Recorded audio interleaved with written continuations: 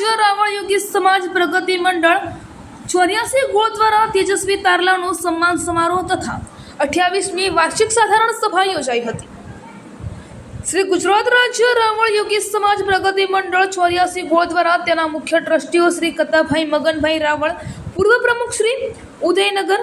શ્રી ગાંડાભાઈ રાવળ, પૂર્વ મંત્રી શ્રી હરસોલી, શ્રી ડાયાભાઈ બાબાભાઈ રાવળ, પૂર્વ મંત્રી શ્રી તેમજ હાલના પ્રમુખ શ્રી પોપટભાઈ જેસંગભાઈ રાવળ,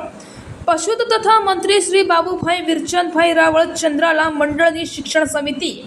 સમાજના બાળકોને પ્રોત્સાહિત કરવા માટે દર વર્ષની જેમ આ વર્ષે પણ સમાજમાંથી ફંડ ફળો દાન મેળવી આપણા બાળકોને પ્રોત્સાહિત કરવામાં આવે તે માટે તેજસ્વી તારલાઓનો સન્માન સમારંભ રાખવામાં આવ્યો હતો, જેમાં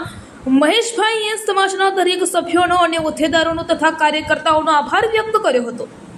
રિપોર્ટર મહેશ કે યોગી દહેગામ।